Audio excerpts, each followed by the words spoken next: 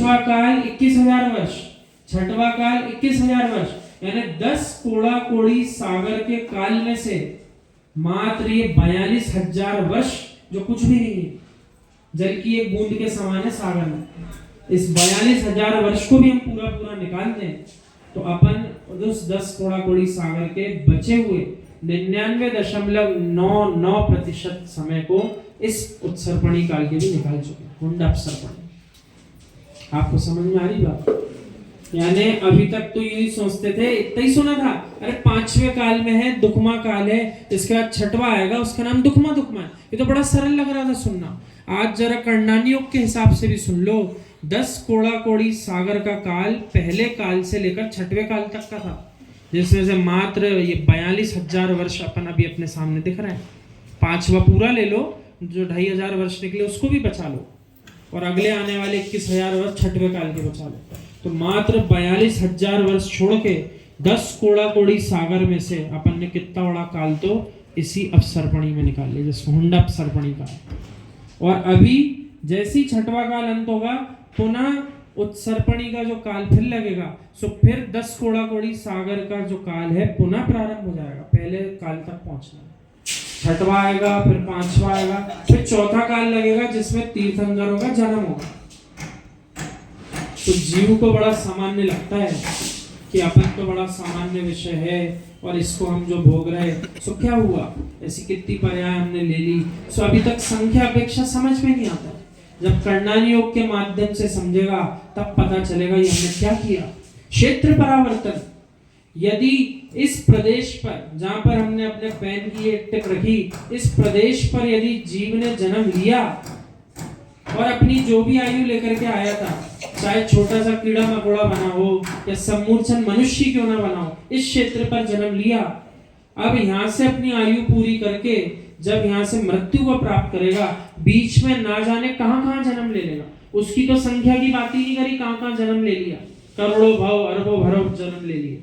अब जब इसी क्षेत्र के बिल्कुल आगे के प्रदेश में पुनः उसका जन्म होगा, तब जाकर वो क्षेत्र परावर्तन के क्रम में आगे बढ़ेगा। ऐसा करके एक एक क्षेत्र पर, एक एक उसने प्रदेश पर इस जीव आत्मा ने किसी न किसी पर्याय में जन्म लिया। और इसका भी हम घन राजू प्रमाण आपको बता दें, 7 राजू 7 राजू 7 राजू। सो यदि इनका गुणा करोगे तो 343 घन राजू, 7 गुणा 7 गुणा 7, इसको आप गुणा करके देखना, 343 घन राजू प्रमाण। ये 3 लोक की व्यवस्था है। और ये एक प्रदेश जो हमने बताया, ये ऐसा जानो कि असंख्यात वे भाग के समान है पूरे 3 लोक का। एक एक प्रदेश पर इस जीव आत्मा ने किसी न किसी पर्याय में जन्म लिया है। जब सारे प्रदेशों में जन्म ले लेगा, तब जाकर एक क्षेत्र परावर्तन पूरा होगा।